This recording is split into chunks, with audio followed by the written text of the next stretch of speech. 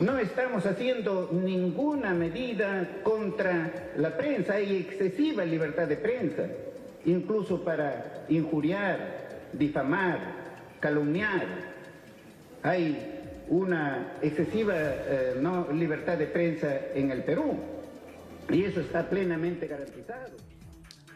7:18, vamos a seguir tratando sobre este tema de la presentación de ayer y para ello hemos invitado a Alejandro Muñante, tercer vicepresidente del Parlamento. ¿Cómo está, congresista Muñante? Bienvenido. Muchas gracias por la invitación, encantado.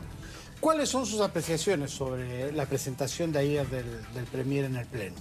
Bueno, fue una presentación que ya nosotros, de una u otra manera, ya sabíamos a lo que venía, ¿no? Sabíamos que iba a victimizarse, sabíamos que en la parte final siempre se guarda sus, como dice, su cuchillo, ¿no es cierto? Sus dardos. Sus dardos, y lo hizo, tal cual lo hizo en la anterior oportunidad que tuvo en el Congreso. Ya sabíamos que venía esto, yo creo que fue una exposición innecesaria, ¿no?, de parte del Congreso a este tipo de acciones. Yo creo que ya el señor Aníbal Torres, a estas alturas, pedirle cuentas sobre las declaraciones que hace, ya es una pérdida de tiempo para mí, ¿no? Lo que debería proceder es o a su renuncia o a su censura, porque estarle invitando cada vez que dice algo que suena disparatado o que atenta contra la separación de poderes, ya no tiene remedio, ¿no?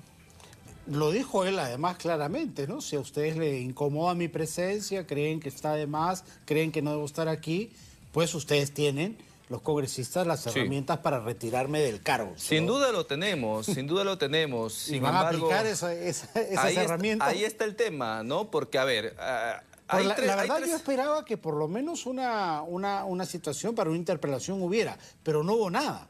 Lo que pasa es que la sesión fue una sesión de invitación, es decir, es una sesión enteramente informativa.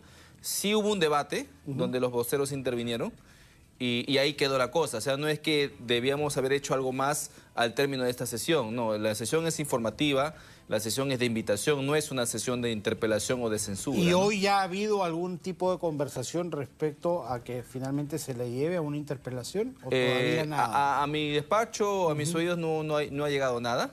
A eso es lo que me refería, que parece que no hay nada, ¿no? Finalmente se presentó, no les ha gustado, pero ahí está quedando la cosa, verdaderamente, bueno, ¿no? A ver, si me preguntas, yo tengo una opinión personal. Yo creo que el señor Aníbal Torres debe ser censurado, ¿no es cierto?, por todo lo que ha venido haciendo. Sin embargo, no depende de mí ni de mi bancada, depende de 66 votos como mínimo, ¿no?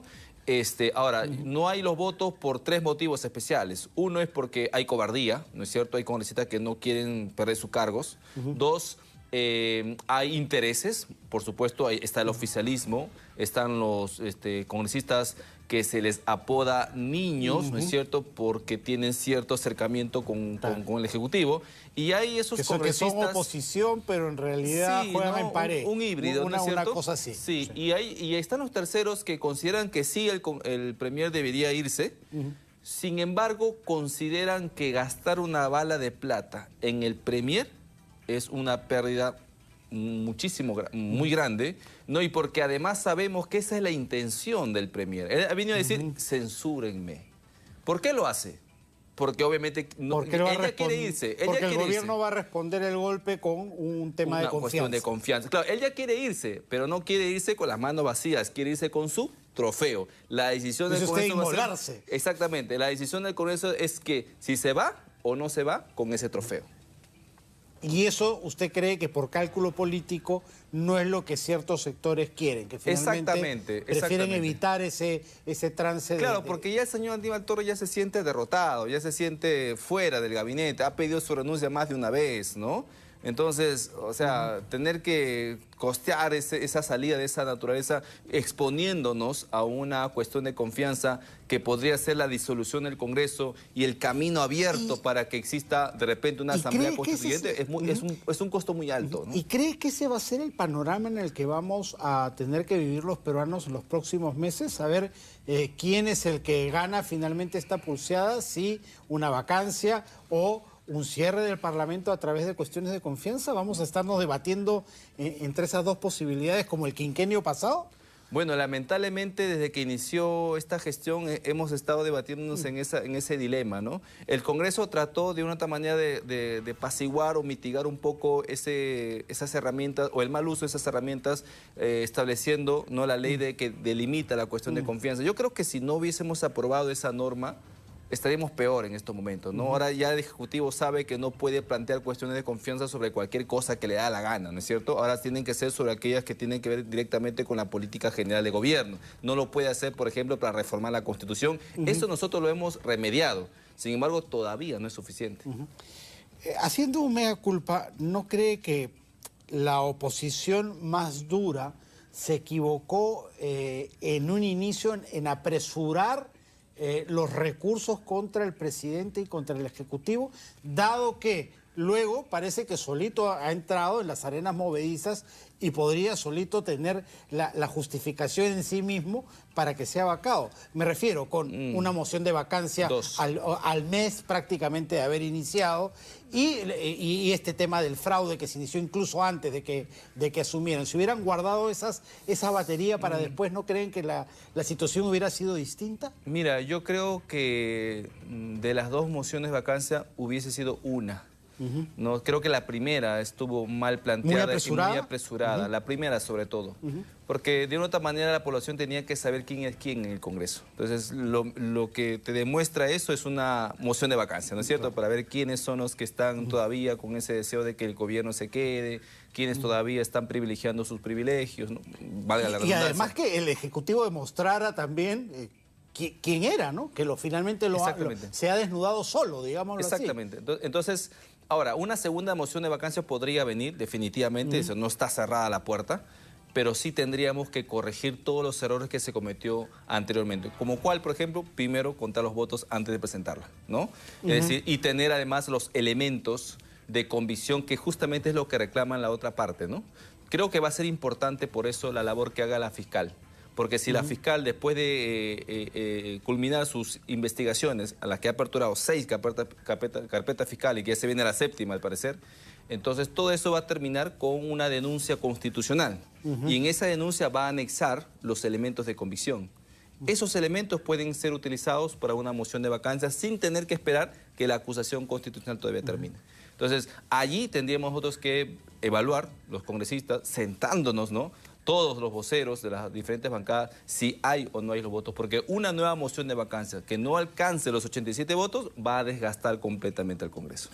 Se desgastaron antes de tiempo. Así es. Ahora, usted ha tocado un punto importante, más allá del plano político, el plano fiscal judicial está avanzando, y está avanzando a pasos agigantados, tanto así que ahorita mismo se está debatiendo una apelación que ha hecho Jennifer Paredes respecto a su detención. Ya la Fiscalía presentó el pedido de 36 meses de prisión preventiva. El círculo siente que se le va cerrando alrededor del presidente y que eso podría llevar a lo que usted dice, a que finalmente hayan pruebas o convicciones, elementos de convicción lo suficientemente claros como para que se proceda a un retiro del cargo. Yo creo que sí, creo que todo esto ayuda. Las investigaciones que se realizan al entorno del presidente, la captura del señor Silva, las declaraciones del señor Pacheco, la captura de que va a ocurrir, porque estoy seguro que va a ocurrir de todas maneras contra los sobrinos, ¿no es cierto? Todo esto va a cerrar completamente el círculo en contra de una organización que estaría pues inquistada en Palacio de Gobierno, ¿no? Y que desde ahí pues se ha ramificado hacia todas las esferas del Estado. Entonces yo considero que todo esto ayuda en ese propósito de encontrar finalmente las pruebas que necesita el Congreso para aplicar el control político. Nosotros no podemos inventar pruebas. Nosotros de una u otra manera necesitamos que la Fiscalía haga su trabajo. Entonces, aquí nos reclaman a nosotros muchas veces por no hacerlo, que nosotros no somos Fiscalía. Para eso están las autoridades judiciales o fiscales. ¿Cree que es necesaria o va a ser necesaria una prueba que ligue directamente al presidente de la República en un acto de corrupción, o que con su entorno esté comprobado que ha caído en esos actos de corrupción va a ser suficiente? Va a ser, o sea, lo idóneo es que exista esa prueba que ligue directamente al presidente, ¿no? Sin embargo, si se demuestra fehacientemente que el entorno del presidente ha cometido actos de corrupción y que el presidente omitió, ¿no es cierto? Porque ahí también hay situaciones que se dan por comisión o por omisión, ¿no es cierto? Si él omitió corregir esa situación y en su delante lo permitió, eso digamos que lo incapacita moralmente para continuar en el cargo. Un duro golpe sería que finalmente el Poder Judicial avale el pedido de 36 meses contra su cuñada, que él considera casi una hija, ¿no? Hoy 2 veces se ha referido a ese caso, eso lo golpearía duramente. Sí, golpearía duramente no solo al presidente, creo que golpearía duramente la corrupción, que es creo que lo que tenemos que nosotros estar vigilantes, ¿no? De que sea la corrupción la que finalmente caiga en nuestro país y si para eso tiene que caer un familiar de un presidente o un congresista, lo van a tener que hacer. ¿Cree que dentro del Congreso también tiene aliados que están coludidos con...? Bueno, hay más de un cuestionado, ¿no? Y también para eso esperamos que la Fiscalía sea bastante objetiva y pronta además, ¿no? O sea, una justicia que tarda a veces no es justicia. Pero creo que en ese camino estamos. Es decir, si bien es cierto, hay cuestionamientos sobre algunos parlamentarios, yo quiero afirmar en este momento que todos los mecanismos se han activado. Es decir, frente a las situaciones que hemos conocido, al menos ética, subcomisión de acusaciones constitucionales, todos están ya llevando a cabo los procedimientos, ¿no? No es que nos hayamos quedado de brazos cruzados. Se han activado los procedimientos, pero claro, tienen plazos. Igual como cuando la Fiscalía investiga, tiene plazos, igualitos son los procedimientos parlamentarios, ¿no? En esa lectura, ¿por qué cree usted que la aprobación del Congreso está tan baja, incluso más baja que la del Ejecutivo? Bueno, principalmente porque nosotros no respondemos a una sola voluntad, ¿no? Hay gente que se puede congraciar con alguna bancada, pero en su gran mayoría rechaza a las otras. Entonces, cuando le preguntan por el Congreso, entonces su opinión mayoritaria es la que cuenta muchas veces, ¿no? Entonces, nosotros no tenemos una sola dirección como sí lo hace el Ejecutivo, ¿no? Cada uno está representado en diferentes bancadas, hay conflictos muchas veces entre ellas y a veces también hay unanimidad para aprobar leyes muy interesantes, muy importantes. Creo que todo eso juega en contra del Congreso y porque además debo decir de que las cosas buenas no se mencionan, ¿no?